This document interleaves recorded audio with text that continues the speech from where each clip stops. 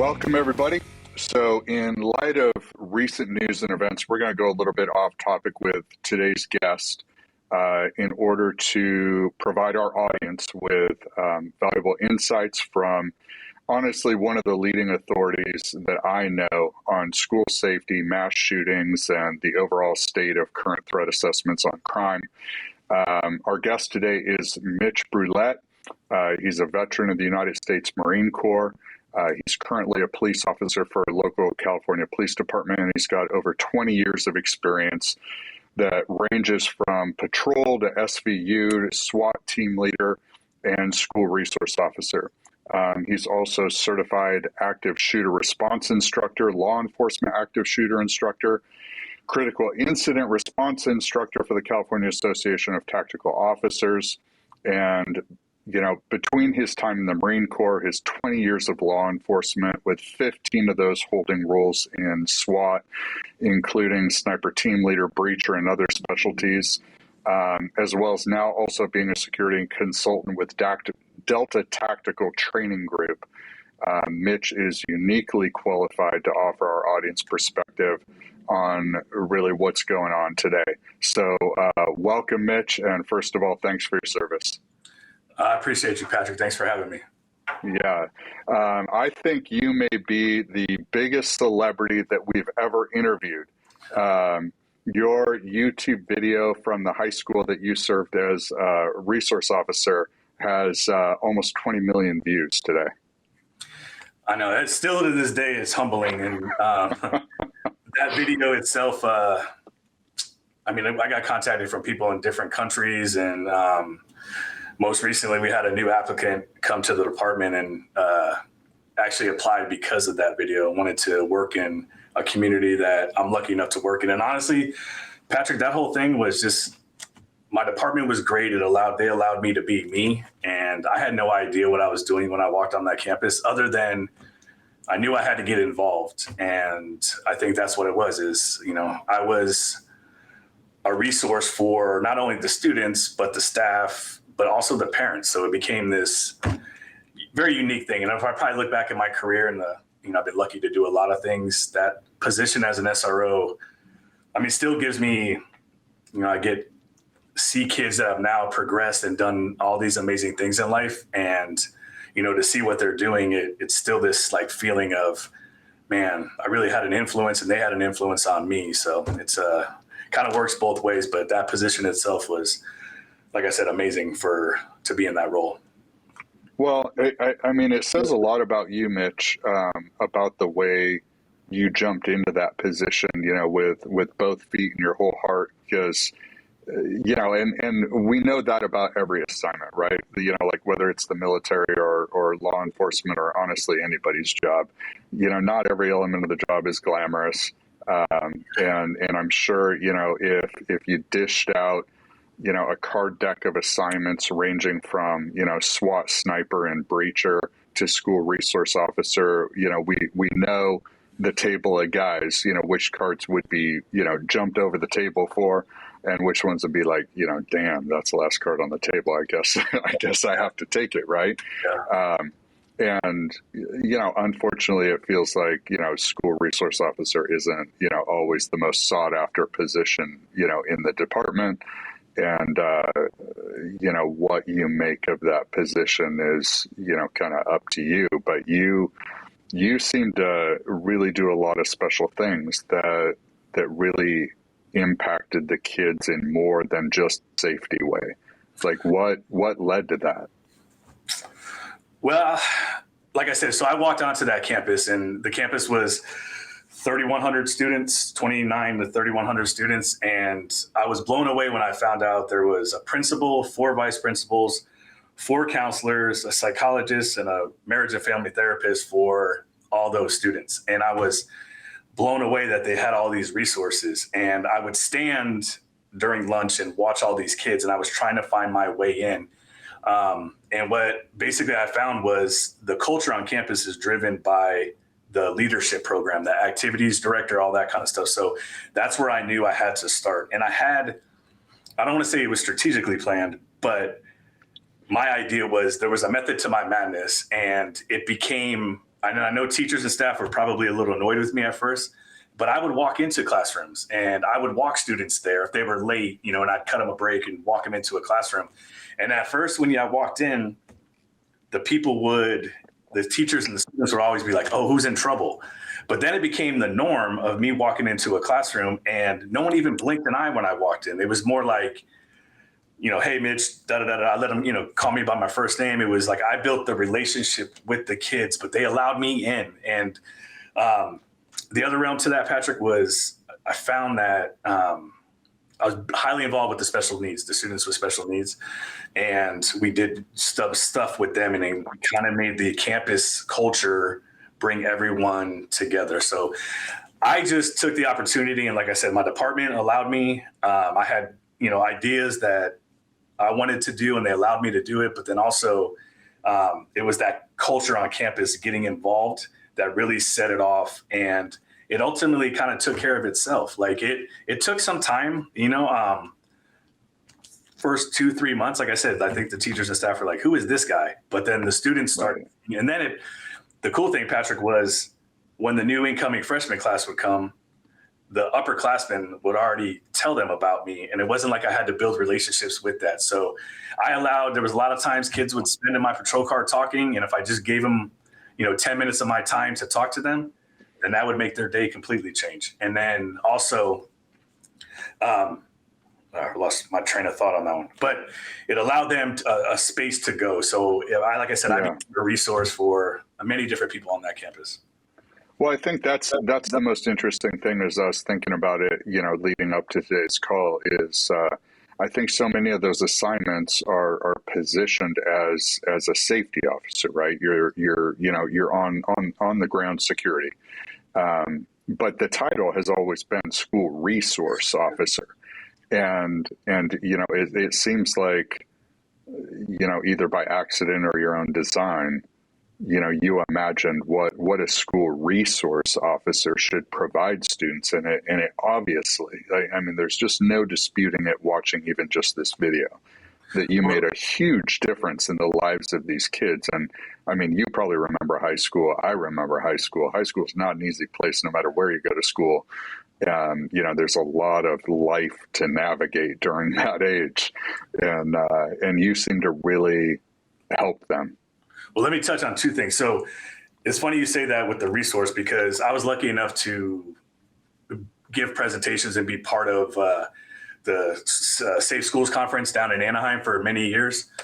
Each time as a presenter, I came up with different things to present, everything from critical incident active shooter response to I had this idea of, I shared my story with these kids on campus and allowing them to. So there was a presentation I did called "What's Your Story?" because everyone's dealing with something. You don't know what that person next to you is dealing with. So the presentation that I gave was to administrators and law enforcement administrators. And that's what I put in there was school resource. We are a resource, but you can't put the cop that's going to get ready to retire, because all he's going to do is go hide out and finish his last few years. Right.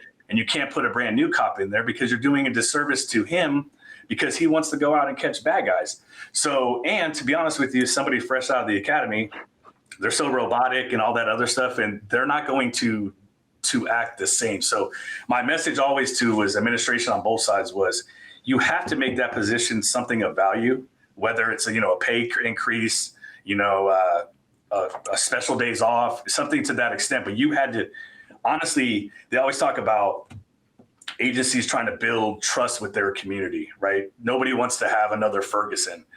But what it really starts with, so, we do all these things on social media, like the dance challenge, the lip sync challenge, coffee with the cop. But the people that go to coffee with the cop want to go introduce talk to cops.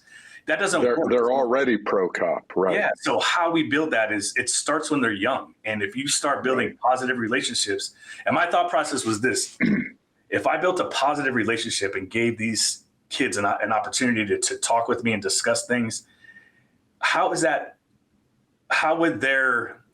let's say they get pulled over down the road, that whole interaction with that law enforcement person is going to be different because of the relationship already built with them. So like I said, it needs to be a position of value within your department. If you're not, you're doing a disservice to your community, because that's truly where you start building and bridging the gap and discussing matters that we're dealing with in this world. So, well, I think it does. I mean, obviously, you weren't in an inner city school, which would have its own, right. much different challenges. But I do think it's such an overlooked opportunity to give the youth of America, positive foundational experiences with law enforcement, and counteract, maybe that peer community message, that cops are just out there, harassing kids and letting kids be kids and, whatever it happens to be.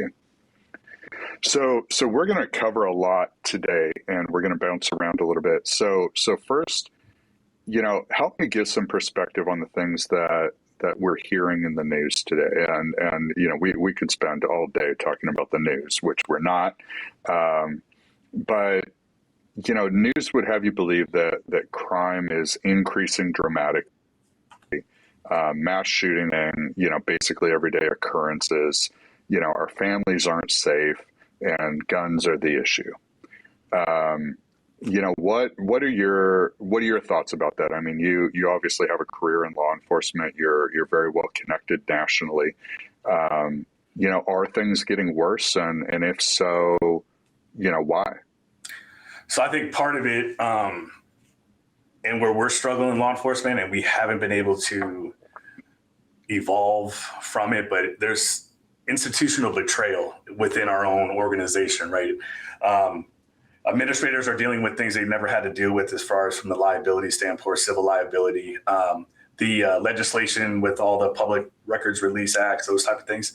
But ultimately, where I think officers are having issues, especially from the patrol side of things, is that institutional betrayal from the district attorney's side of the house, where these guys are out there working hard and working under conditions that we've never had to deal with. The change of use of force policies, de-escalation. We're pulling away from calls that we would have never pulled away from years back. But then also they're doing good jobs, and cops are motivated people in general. They're type A personalities, to become a cop, all the stuff we have to go through to go into the academy. Then you get out on FTO, you're out there, you want to arrest bad guys. But then little things happen and you put these cases together, send it up to the DA, no charges are filed, or the laws are so lenient now that it's causing issues. The two cops killed down south, that person, maybe he shouldn't even have been out, and he was able to be out, and he committed these murders of two police officers that have family and all that other stuff to go to. So there's part of the institutional betrayal that I think causes issues. And when I think agencies around the state for sure are dealing with morale issues, motivation issues. Some of it could have been COVID, but I honestly goes back to that institutional betrayal and it's the legislation and the laws and the leniency that we're having on some of these crimes. You almost feel like you're spinning your wheels. So I'm in a supervisor role right now, and what I really try to do is focus on the positive things as I can daily, and I try to get the people that I have direct influence over to, we can only control what we can control, but let's focus on the positive things, and then if we have things we need to work out, let's be productive about it. But going back to a little bit to that question too, we're almost becoming immune to these critical incidents or these mass killing events because they're happening so frequently. And we can dive into this, and I got some thoughts on where we need to improve, both not only in the community you live in, our schools, but anything else that we consider a soft target, a church, grocery stores, movie theaters, all these things where they're happening. It all goes back to pre-planning and how we're teaching that and what we're doing. So, and it's not there's a thing I read where, we can have every law in the book, but evil doesn't follow the law. So, right. We can have legislation, we can have all those things, and each event is different. Like I have, kids, guys that I went to high school with that this last shooting, reached out to me, and one question was, hey, would metal detectors help? And a metal detector would help in some incidences when that person that's supposed to go to school brings a gun to the school. But this person or Parkland or any of the other ones where they don't go to school and they're able to access campus, a metal detector is not going to work. So there's each incident is going to be different things. But again, it goes back to evil's not going to follow the law. So what do we have to do? Yeah. So you can't really legislate your way, out of a problem, because the problem is usually caused by, a breakdown in following the laws that already exist. I mean, there's no shortage of gun laws, right? Yes. And every single one of them is broken, in Texas. And, as you mentioned, the 2 officers that were just murdered down here in Southern California. Yep. So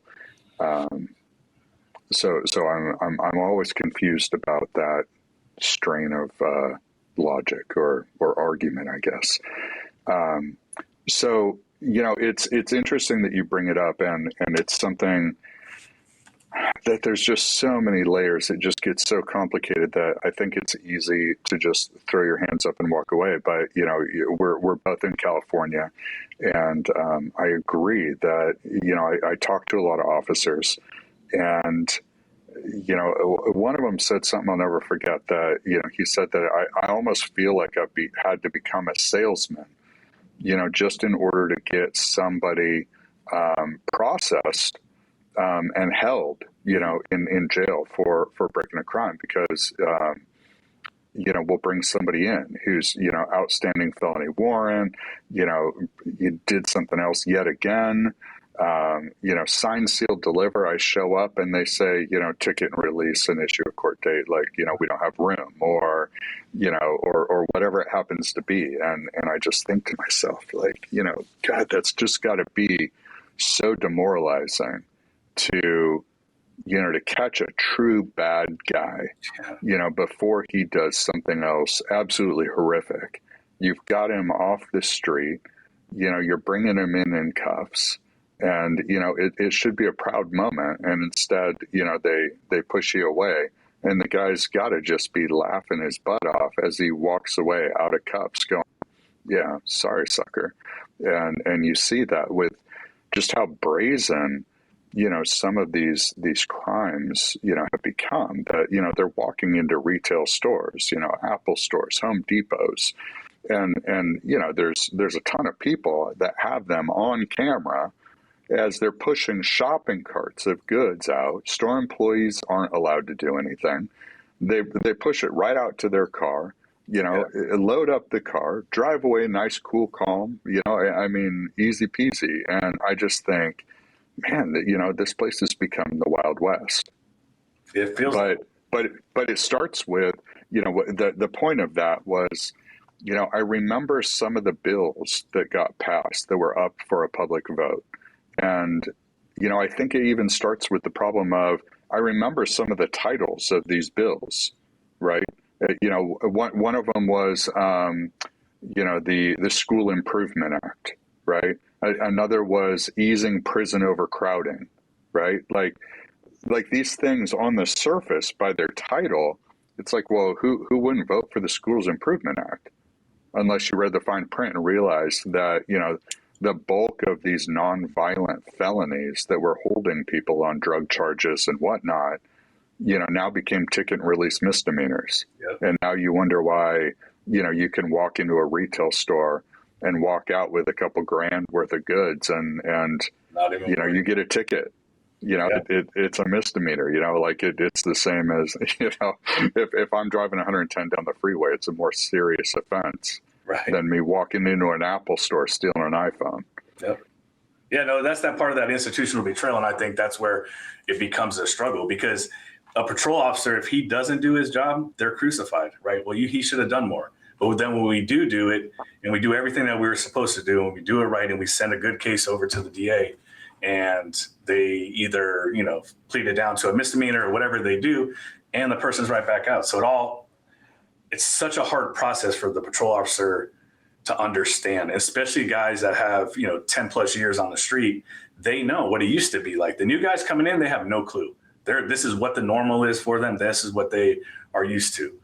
It's the older guys that struggle with, and why am I doing anything? Why am I wasting my time? Why am I trying to protect my community? Other than they live in town and they're protecting their own community. and they're taking at least a little bit in solace in that we're at least inconveniencing that bad guy for the night, that he, got a ride to the jail, but right. ultimately, nothing may happen. So it's just the realization of the way things are. I'm hoping for improvement. I'm very optimistic about things is my overall outlook on life. So I'm hoping there'll be a pendulum swing back our way.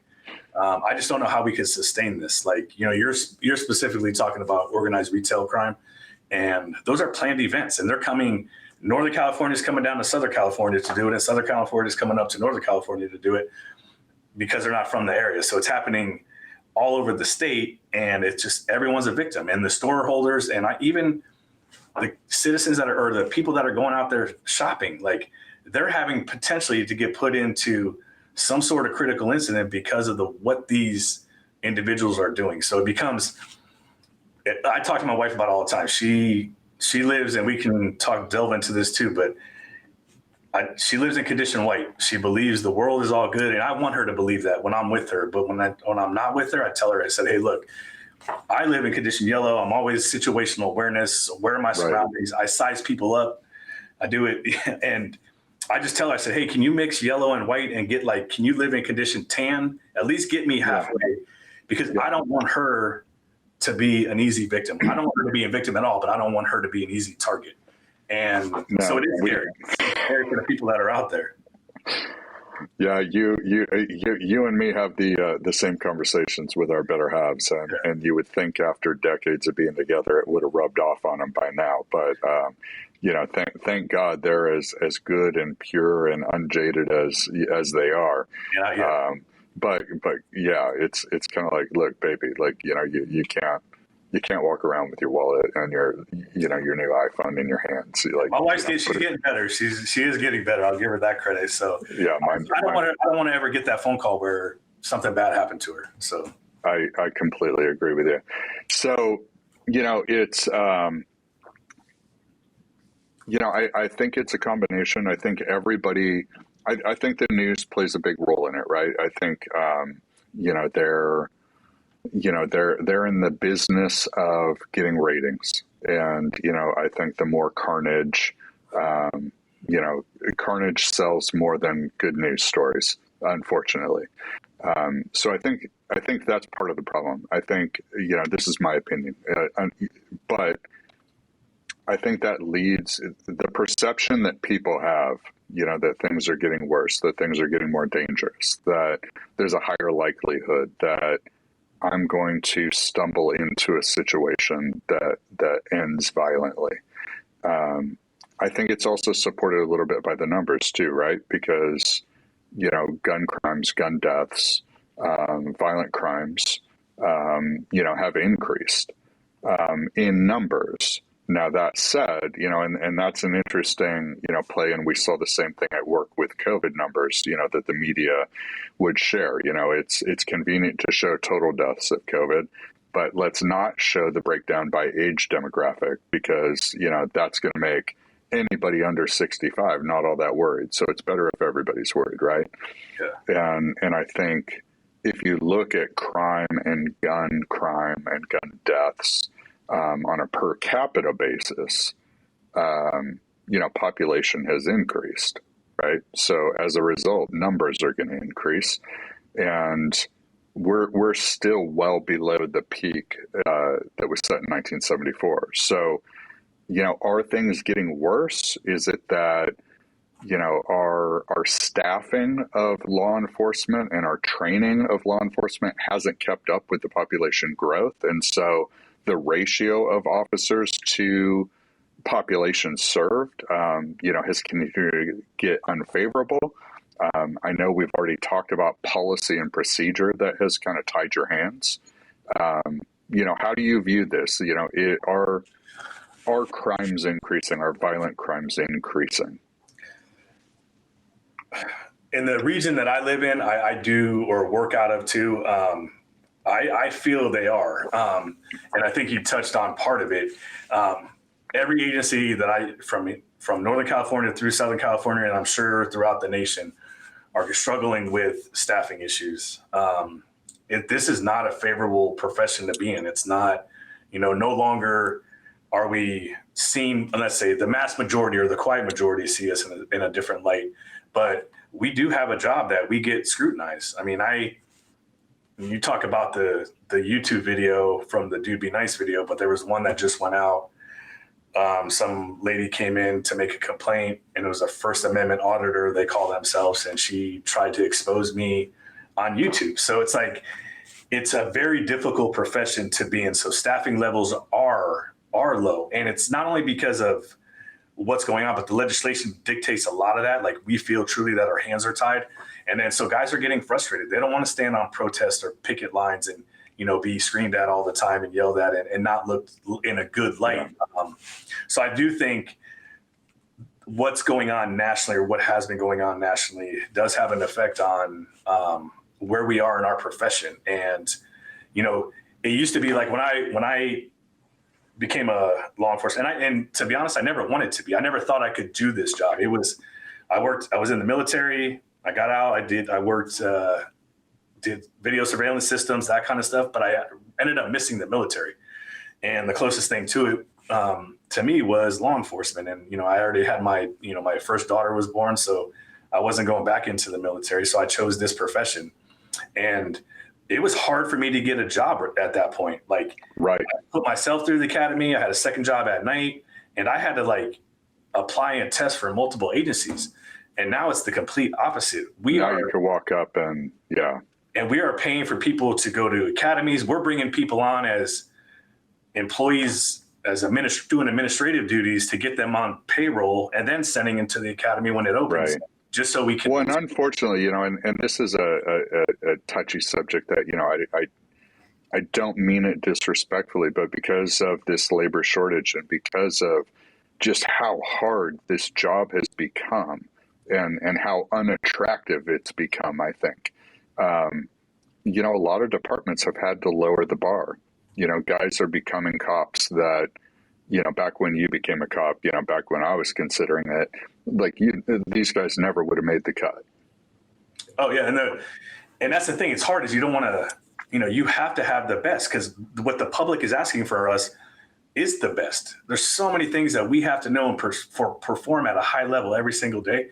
We can't afford to make a mistake. No. And we gotta be in the right mindset. We have to have the proper training, the proper equipment. We have to have a clear understanding of policy, procedures, and tactics, like all those things. And we have to expect that from the people that we're hiring. So and honestly, Patrick, one of the biggest struggles that young officers and deputies are having is the fact that they're at the age group where they grew up with the social media, and all they know is how to communicate with somebody behind a screen. Right. And so they get out on the street and they struggle with talking to people. It's just not, it's not comfortable for them. It's not normal for them. So there's a different approach. And we have to, the era of growing up and, being yelled at and doing that kind of stuff, that it's changed. It really has. How do we, that's why I kind of mentioned it earlier. We need to evolve and adapt to not only what's going out there on the street, but internally, what are we going to do different law enforcement wise, so that we are having the best people out on the street. And because they're, they always talk about the face of the department. It's not the chief. He's the guy at the top. It's the patrol officer that's out there on a daily that those citizens are dealing with. So being in a supervisor role, we need to give them the tools, have them, like I said, policy, procedure, and tactics, clear understanding, and put them in a position to win. And then in the long run, everyone wins. So it's tough. And I agree that staffing is an issue with some of the crime, not to mention, like I said, the legislation, those type of things. I mean, so things are, I feel things are getting a little rough, but again, I'm optimistic. No, I agree with you. And I think the numbers back it up too. The media reports, and, I'll tell you, in preparing for this call, it's no wonder people are throwing up their hands, confused, because, you look at FBI data, you look at Pew Research data, you look at, there's a bunch of different sources that even I would consider reputable, credible sources. And it's hard to nail down. And just how many school shootings have there actually been? Like even this year. And then it even gets more confusing if you want to call mass shootings. Like, what is a mass shooting? And if you want to lump all that together, the number just got, multiplied times 20 just when you incorporate what happens in South Chicago on a holiday weekend. But I think generally the media is reporting that so far just this year, there's been 27 school shootings and over 200 mass shootings. But obviously that's including gang-related stuff and everything else. That follows years where those numbers have, annually been on an increase. So I think generally accepted, last year there's 34 school shootings, almost 700 mass shootings. The year before, 10 school shootings, 611 mass. Those numbers kind of keep, they're big numbers. But the interesting thing is, in contrast to that, other developed countries don't seem to really have this issue. And even, countries that I wouldn't throw in the, if somebody said, list out what you would consider developed countries, I wouldn't be throwing some of these countries on this list. But, just for example, like the top of the list is Mexico. And they had 8 last year, 8 school shootings. South Africa had 6. India had 5. Then we start getting into Nigeria, Pakistan, Afghanistan, like a few. Now, granted, their legal systems are different. Their culture's different. Just about everything's different, right? But then, you get into like Canada and France, and you're 0. talking about like 0, 1, 2, maybe. Why do you think this is? Why do we have this problem? It's funny you asked that. So I listened on my way in. So we did the Special Olympic torch run this morning with our training, and so called for a very early morning for me. And when I was driving in, I listened to a podcast that was released today, and it had a officer from the Royal Mounted Canadian Police, and the same question came up as he brought it up and had mentioned that talking to us or talking to the other group that's in the United States, it's more of a cultural thing to us. He said they had 0, and he goes, we have more family annihilation is what he called it. Family on family killings, that kind of stuff. Right. So you could go mental illness, you can go all these different things. I don't know how to answer that question. I don't know the reason why it seems that in America, like I said, we've almost become numb to it. And, we shock the rest of the world, but we're all becoming immune to it. It's like, I don't get it. And I've researched things and looked up, and it's not training. It's not any of this. I don't know what promotes. Yeah, I know. Cause I've like you, I've traveled the world. I've been in, great areas and a lot of the world's nastiest areas. And, it isn't training. It isn't school security. It isn't any of these things. It isn't a lack of access to weapons that, can be used in malicious ways. Maybe they're not quite as accessible as here, but nevertheless, a bad guy can always find a bad thing, to wreak havoc. Somebody brought up, and, I don't know if there's any intelligence behind this statement, but we do seem to be the only country that the media sensationalizes the perpetrator of this. They almost, going all the way back to, when I was a kid, and I think we both grew up in California, and I think you're a few years younger than me, but nevertheless. I grew up in South Florida, so then I made my. Oh, okay. Then you don't remember this, but like there was a serial killer in California named Richard Ramirez, the Night Stalker, right? Yeah, famous guy, right? But that's the point. He's a famous guy, right? Like he gets fan mail in prison still, right? Or maybe he's dead now. I don't know. But I know for a while, even when he was in prison, like women were asking him to marry them. Like, and we'll get into psychology. We won't get into psychology, but like, we turn these people into borderline celebrities. So I think that, does that enhance that temptation to martyrdom? That hey, I can be famous, and the more you do that, does it open the door to more of it happening? Oh, I 100% agree that that's a big driving force. In fact, some of the training I do talk about some of the things that lead up to or what causes people that commit this crime. And part of it is the media is probably the number one thing. These violent video games that we have. There's music out there that drives some of this stuff. So some of these things when the kids are committing these crimes, are idolizing what they're seeing, and the media is a big purpose of it. I always tell people this: if you don't think that the people that are committing this crime aren't studying past events, they're doing that. They are learning from what works and what doesn't work and how they can commit these crimes in a different way. And, it's like the black box, like of an airplane when it crashes. If you take, and I'll give you this similarity, take Texas Tower, right? When on the college campus of Texas, elevated position, shooting down into a crowd. Law enforcement wasn't sure where the shots were coming from, took a long time to access them. At some point, they said it was two shooters, right? So if you take that event, what is that eerily similar to? Vegas. It's the same thing. Elevated position, looking down into a crowd. They thought there was multiple shooters.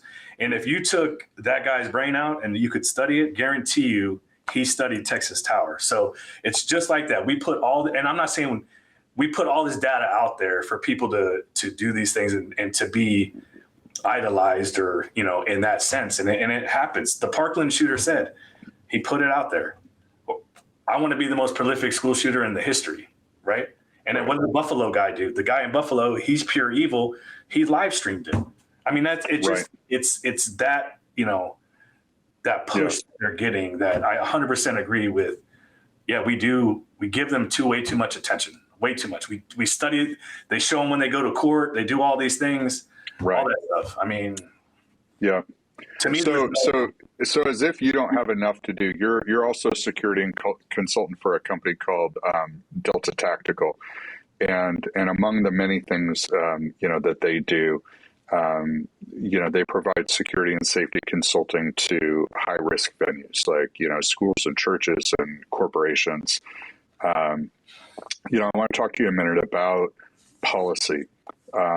Schools, across the nation, dating back to '99 and Columbine, have started to implement, a variety of measures to combat this, ranging from, just simply policy and procedure, to classroom locking systems. And even recently, some states have passed bills allowing teachers to conceal carry on campus.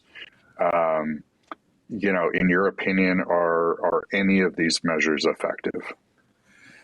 So here's my take on this. So the assembly bill that you're referring to is the school safety plan assembly bill. It forces the schools to do something, right? It forces them to have some sort of rubric or some sort of plan put into place, and they're supposed to share it with law enforcement, all these different measures, right? But when it comes down to an active shooter event or a critical incident event or mass killing, whatever you want to call it on a school campus, it's all going to go back to training. And what I mean by that, you could have the best policies put into place. Not everyone's going to know them, for one, right? And when you face a chaos or critical incident, you're going to revert back. You're not going to rise to the occasion. You're going to revert back to your training. And so, and it goes to this, Patrick, and honestly, this is in the training that I provide for the schools. And what I try to do is they walk in scared, and they got into a profession, and I tell them this. I apologize to them from the very beginning. It's very sad that they have to attend a training like this, right? I knew when I went into the military or when I went into law enforcement, I would face critical incidents my whole time.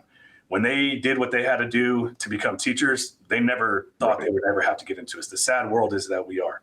So this training that we're providing or that we're doing it's building confidence. And they walk in scared, Patrick.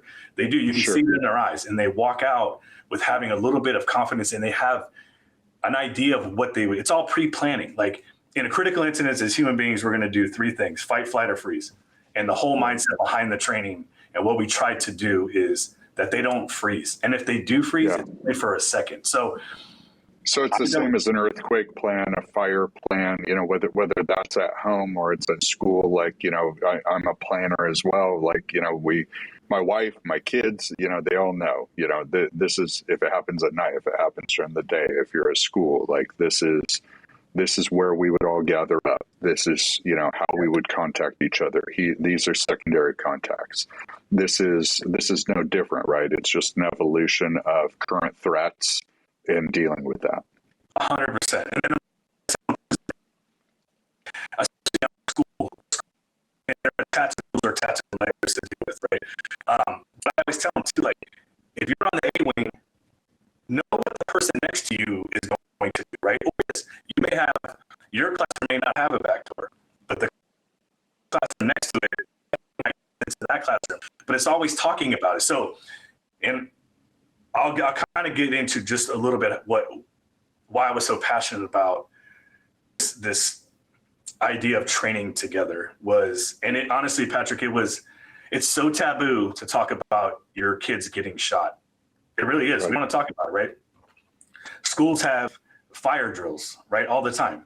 What's the difference? And there hasn't been a fire in a school in 50 plus years and no one was killed, but we keep having all these events.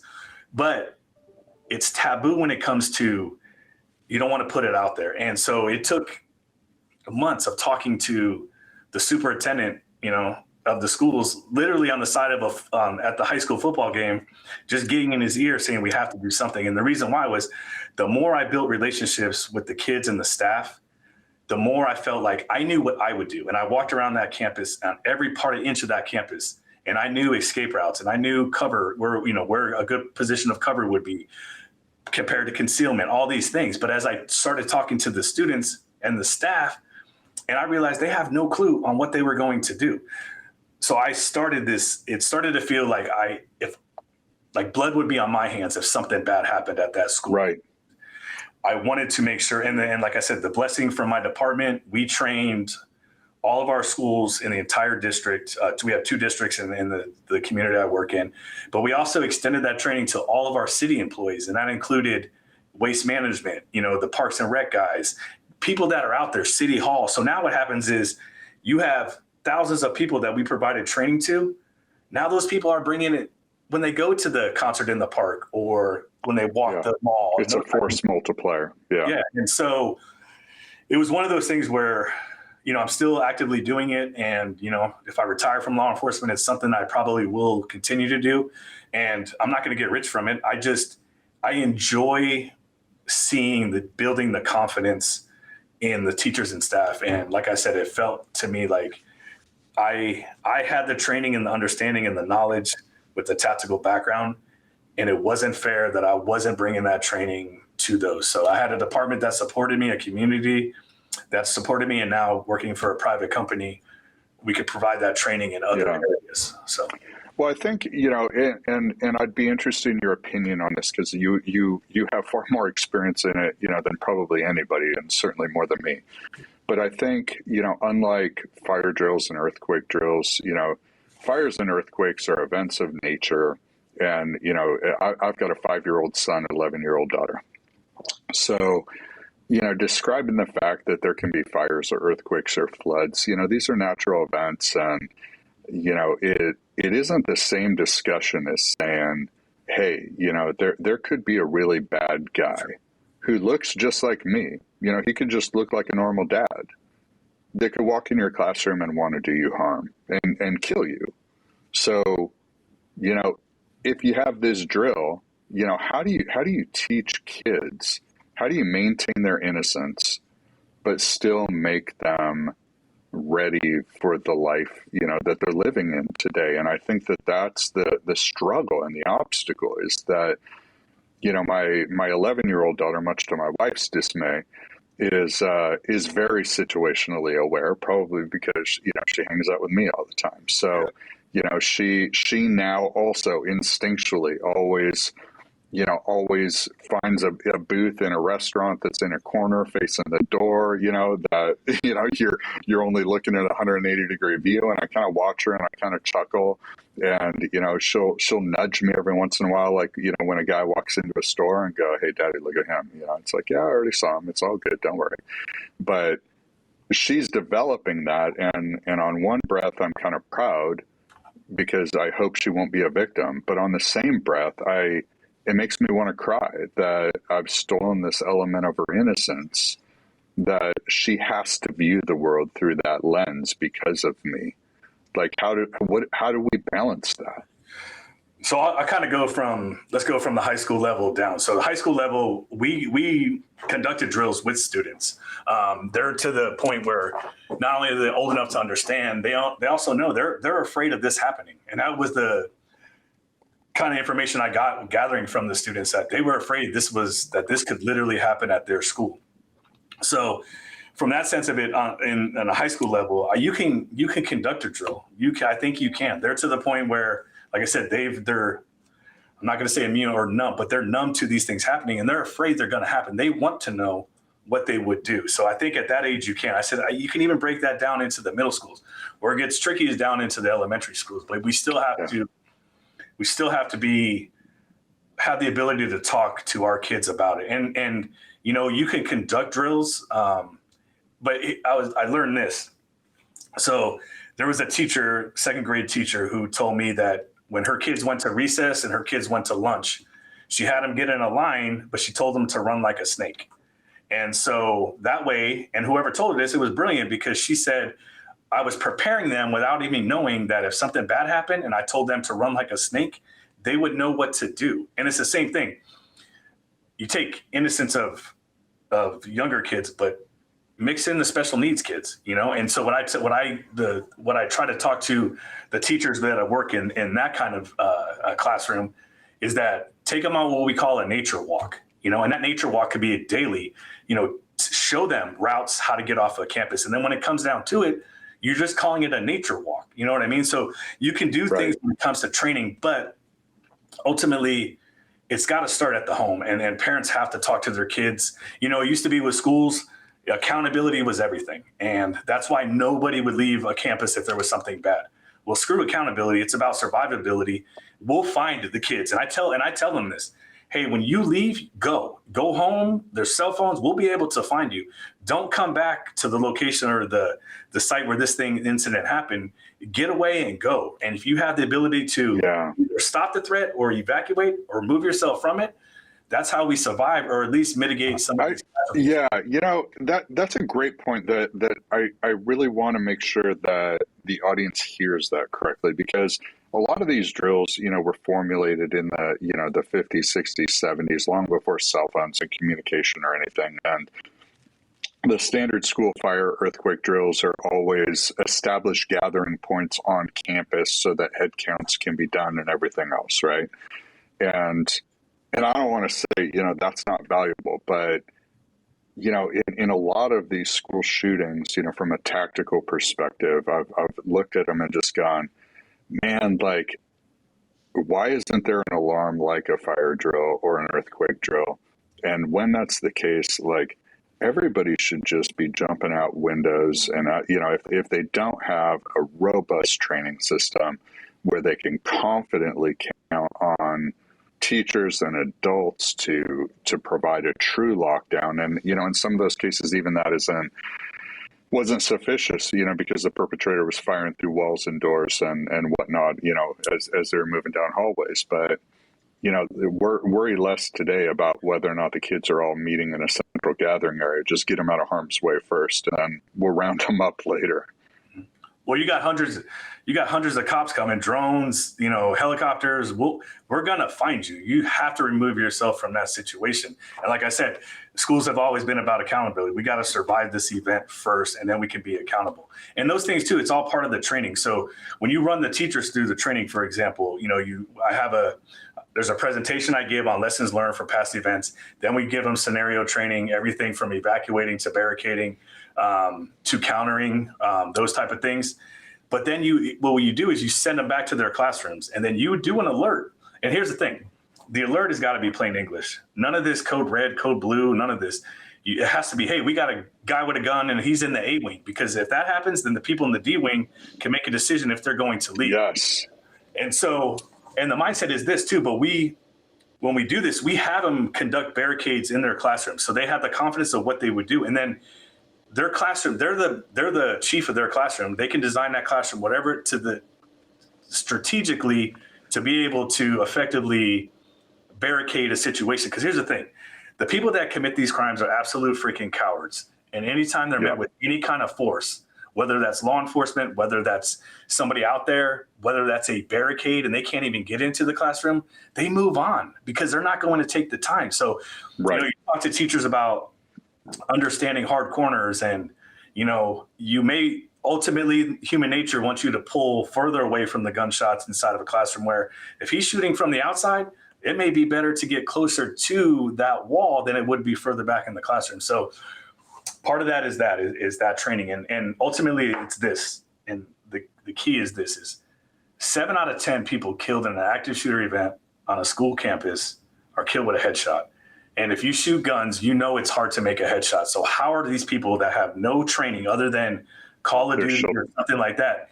It's because what we've been taught to do is get underneath the table and hide. And we have to do something different. So when we do conduct these scenarios and these drills, I put it on the board, and we start with, hey, what would you have you been taught to do up to this point? And that's the first drill. And the most people that are hit and killed are is in that drill. But if they evacuate, if they barricade, if they counter, and you talk about the counter measurements, what you're doing is you're dividing that person that's committing this crime, you're dividing their attention, and you're getting into their OODA loop, and you're causing them to do different things that they would normally do. Just like, and I tell the teachers this, you have to observe, orient, decide, and act. Those are all the things you have to do to commit any kind of act, whether you're driving or not. So imagine you're driving and you spill coffee on yourself. Now you just got into your own OODA loop and you may get into a crash. It's the same thing. Is we have to stop getting underneath the table and hiding. And look, that all comes from, that's what they consider a lockdown drill, right? A lockdown drill is all from in LA, down in your area, from back in the 60s, and they were doing they used to have drive-by shooting drills. Correct. And they were told to get underneath the table and hide, and that works in a drive-by shooting. But when if somebody's actively hunting you, that's not going to work, and you have to do something more. So getting the mindset of, and here's the biggest thing you get out of this too, is like, you see these teachers, they're like, wait, I can do that? Hell yeah, you can leave. Yes. You better do it. And now they're starting getting to that point, and that has completely changed. Like, we changed even our community, our fire drill, or our fire. If we have a fire alarm on campus, we pause. We pause now. Why are we going to run out to the unknown? We wait for a secondary alert from, an administrator saying, hey, we do actually have a fire. We need to get out of here. But we changed it because why are we running? Parkland, the fire alarm went off. Jonesboro, Arkansas, back in 1998. He pulled the fire alarm to get everyone to come out, and then they got shot from the tree line. So we have to do things different, and we have to evolve, and we have to change with the times. But more than anything, your message is we've got to learn. We've got to learn that this is a fight, and you've got to fight. Like, I mean, a good buddy of mine who's former Special Forces, he's got a saying of which paints an interesting visual picture. Fight like you're the third monkey on Noah's Ark and it's starting to rain. Yeah, no, you do. And I tell people, look, you may never been in a fight in your life, but that's going to be the fight for your life. And you're going to have to make a decision on what you're going to do. And if one person jumps on that guy, then a second person jumps on the next thing you know, you got 600 pounds of pressure on a guy. You've got chairs, you've got desks, you've got books, like hydro flash, you got fire extinguishers. I mean, I even tell teachers, like, think about your campus. If you have an outdoor campus where you walk from the outside into a classroom, guess what? As soon as they walk in, if the lights are off, they have to adjust. Their lighting has to adjust, right? But now mention you're screaming. I'm even say spray the fire extinguisher in there. Like, they're going to walk into a smoke room full of room, not knowing what the heck is going to happen. So it's the whole mindset of doing something more than getting underneath the table and hiding. And when you run the teachers through it and you run the staff through it, or church members, or wherever you're going to provide this type of training, you see the confidence being built. And then at the end of it, they at least have a plan. And I tell them, man, you have to think about these things almost on a daily. If something happened on your way to lunch to the cafeteria, where would you go? If you're outside, what's your closest position of cover? Do you know what cover is compared to concealment? And if you get to a point where you are behind cover, they're going to run out of bullets at some point. It's not going to be a video game. Then move. Then get off at that point. So it's really the situational awareness, the mindset of, look, you can survive this event, and I'm going to do whatever I can other than get underneath the table and hide because it's not working. Yeah. And I think the same mindset applies, whether it's at a grocery store or a movie theater or anything else. Do you think gun-free zones work? They talk about gun-free zones in schools, and it's not a fair comparison, but you haven't heard of anybody conducting a mass casualty event at a shooting range or a gun store or a police station, right?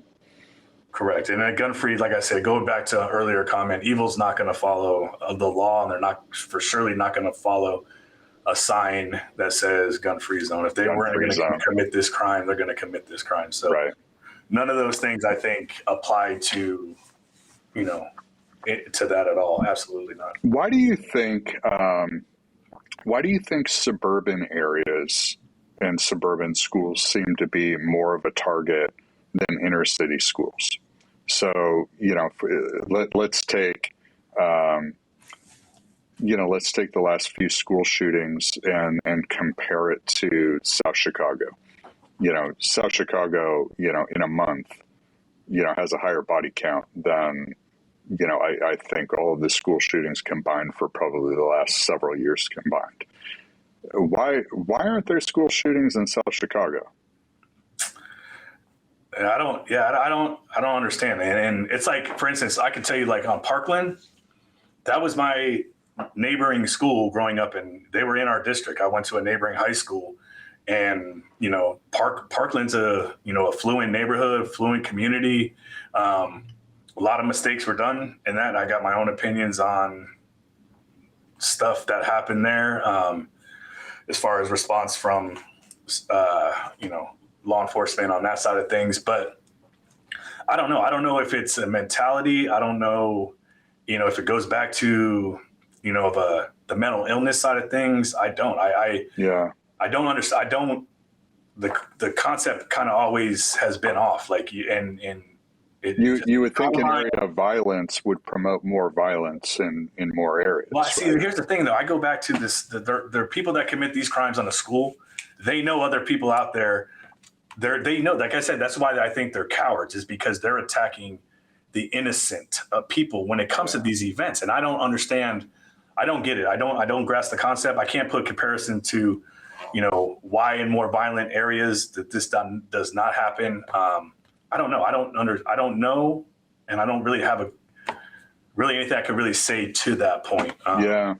It's just, so in your opinion, what should school administration, at the district level, right? Because this is really a district level administration type decision in terms of policy and, whether they choose to accept this as a new reality and start allocating funding and action, to adapt, right? So in the same way that, you say police departments need to adapt and to the modern era of challenges,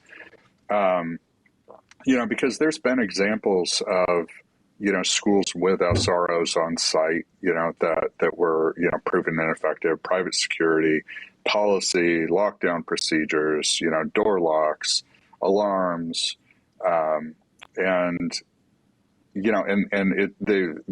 there's always an example where, the threat bypasses those measures that were put in place and the carnage still happens.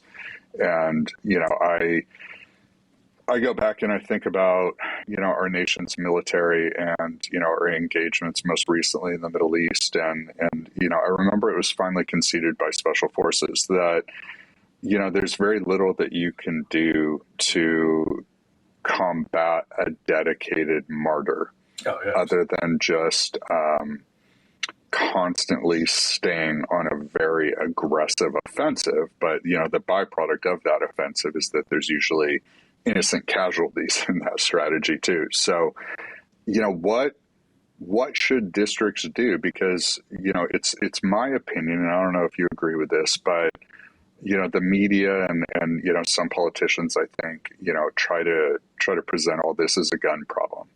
And, whether or not, regardless of what you believe about the Second Amendment and the right to bear arms and everything else, which we're not getting into, I think everybody logically has to agree that suicide is a different gun problem than homicide, than a martyr-driven mass casualty event on a bunch of just innocent, unattached civilians, right? It's very different for a domestic violence incident to escalate to spousal murder than walking into a school full of kids that you don't know and you have no beef with and murder, dozens of them. Right. Those are very, very different gun problems because the psychology behind the crime was completely different. There's no one policy that's going to affect that. So how should school districts and all soft targets, whether it's businesses or movie theaters or medical clinics or, whatever it happens to be that seem to be, sources of tension, what should they be doing to combat this? So this is an area where we could touch on a couple different topics. The first one you mentioned with the person that commits this type of crime, that's a special kind of evil, that they have the mindset and the ability to go ahead and commit this crime. So they've 100% committed that I'm going to go in there and cause mass carnage to innocent and likely die in the act of it. At the end of it. And that's why in most of these events, there's always usually just one shooter, because how do you convince someone else to do that? Columbine was the rare, one of the rare examples. But when you think about Columbine, they never left each other. They stayed with each other the entire time. So because they're cowards, they're absolutely freaking cowards. But getting back into what schools and other soft targets have to do is we have to make it a forefront of training like this. And I keep going back to the training mindset and the training element and that kind of stuff, because you can draw it out on a board and you could do all this other stuff. But unless you put these people into your staff, into training, it's not going to work. But what schools need to do, it needs to start with the superintendents, the chief of police, the battalion commander at the fire, this safety committee that you put together. Check your ego at the door. Leave it at the door, come in there with an open mind on how are we going to do it. And like I said, lucky enough, I had the ability and the passion behind it to bring this to our community. And I had supporting from the chief and both superintendents of the different, but it took, hey, check your ego. Let's get this out there. We owe it to our community, to our teachers, our staff, and all of our students to provide some sort of training for it. The other thing too is, these events, once they start, they've started. But where you stop them before they start is people have to get more involved in what's going on. In a lot of these events, there was some sort of thing that led up to it, or we would have known. Sandy Hook, right? Uvalde now, or these different things that have happened. There's been signs of something was not right, but we're so afraid to go down that route or to check our kids or, to be more involved. Like have that fear, or have that courage to do that. And because you could technically stop some of these events before they even happen. Once they kick off, all we're doing is mitigating casualties. So we have to stop it before it even starts. And, I made sure, that I gave the students at the school that I was at a safe place to come if they saw something or if they were concerned about something. And we need to do the same thing. Administrators have to have the culture on that campus or in their school for their staff, from everyone that works in the cafeteria to the teachers to the maintenance crew, all those, the campus supervisors, give them a platform where they can report something and let us investigate it. If you see something, say something. Like, let us determine that it's not going to be a threat. If you see something on social media. So we need to to get that culture out there to where we have a safe place for people to report, and let us do it before it starts. Because again, if it starts, we're only getting casualties. We got to stop it before it even starts. So, You know, Totally agree. and it's not the school's only responsibility. It's not the law enforcement's only responsibility. It's a whole community involved, because if something like that does happen, and not to mention, Patrick, even on that, we got to do more things. You know, we got to talk about the after effect if something did happen. You know, not be afraid to. The bottom line is this: we have to be proactive about it instead of reactive. So, you know, it's okay. We're to the point in this world where there's so much evil that this is no longer taboo, and we have to address it, and we have to be ready. God forbid if it happened in your community. And to me, it's all pre-planning. You know, it's all pre-event planning when it comes down to it. Agreed. So I mean, that's a perfect segue into the last question I have for you, which is, you know, what should parents do? You know, it's it's getting terrifying, right? You know, to every day drop your kids off at school, or, you know, go into a crowded place, go into a mall, go into a movie theater, you know, with your family, you know, and, you know, on one hand, you know, you want to keep their innocence and you want to live. And, you know, I don't believe in fear dictating my life, but, you know, what advice do you have for parents, in ways that, you know, they can be more prepared to, you know, to be a part of that community and provide a, you know, kind of a force multiplier of you know, in the event there is a threat? So there's two parts to this. So the first part would be, what if you're the parent of the person that chooses to do this crime, right? And that goes back to what I just mentioned about get involved and know what your kids are doing, what they're doing on social media. And, you know, if they have an Apple phone, you make sure you have an Apple phone, and whatever app they have, you understand how to use it, because those are going to be the telltale signs of something happening. So you may have a child, you may see his attitude completely change. Maybe they're being bullied at school, those type of things. When you see those things as parents, you have to address it. You may be the one that stops one of these events. So you have to get involved in you can't turn a blind eye to it. So the first part of that would be, you may have that child that it's your child that chooses to do this crime. And, you know, nobody wants to have that, of course, but we have to be aware of what our kids are doing. The second part of this is talk to your kids about it. And I'll give you an example. And you kind of mentioned it with your daughter. So I have 4 kids, 3 daughters and a son. And since they were very young, I've always kind of quizzed them. Like, I'll give you an example. So my son's huge he's in the theater world. So he loves to be on stage. So we go to a lot of these theater events. And when the lights go dark, the first thing I do is I tell my daughters, I'm like, hey, close your eyes. And I make them close their eyes. And I'm like, tell me where the exits are. And in their head, I can see they're working, and they'll tell me 4 of the 6, let's say. But it's since I've been many years since they were young, not to scare them, but I get them to start thinking it's a game. What's going on. Yeah. And so I've never been, I tell parents, talk to your kids about it. Talk to them what they would do. My sister-in-law is a 2nd grade teacher, and, you know, I provided training at their school, but I still quiz her daily on, hey, what would you do if this situation happened? What if you were here? What would you do? And it just goes to, that's that pre-event planning. And remember, we go back to fight, flight, or freeze. And as human beings, we're going to do one of those 3. And if you have that in your mind, you're going to go back to your training. So you can't be afraid to talk to your kids about it. And like you kind of mentioned, like, you don't want to put the fear out there and take away their innocence. Well, they see it. They're seeing it. And so you have to have an open relationship with them. Let them ask questions. And like, I'm not saying test them, but just be out. Hey, you're in the middle of, you're walking downtown LA, or you're down in Beverly Hills, you know, having these things. What would you do if something happened right here? And I'll give you a quick example.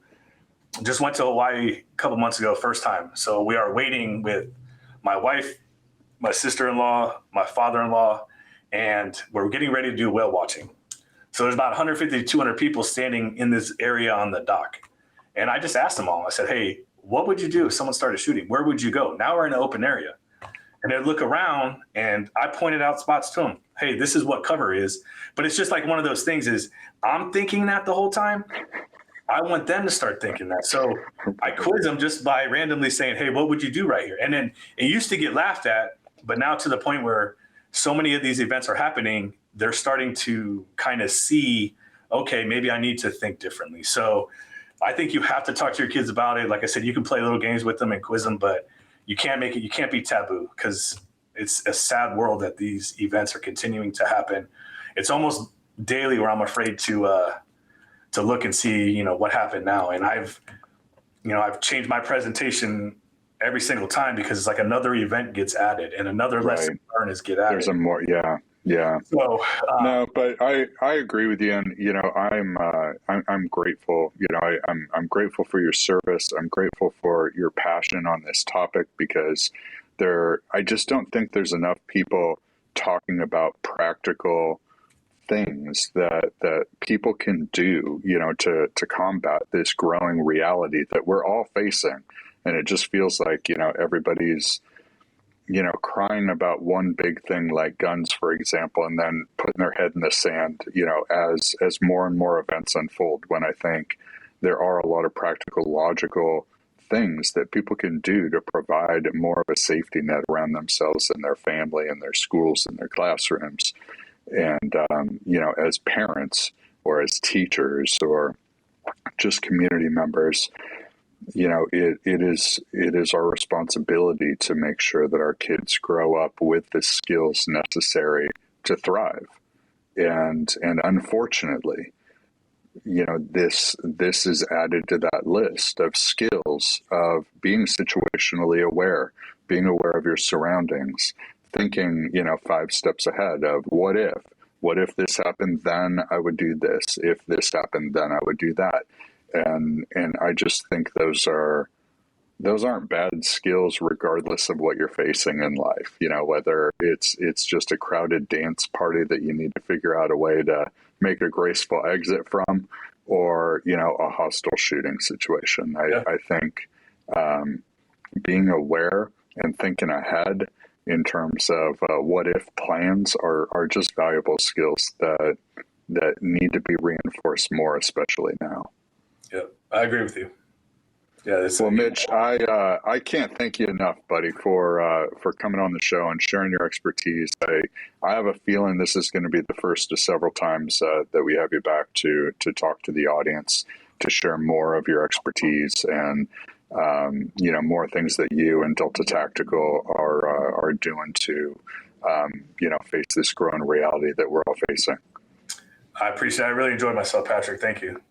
All right. Thanks, Mitch. We'll talk to you again. Okay, bye.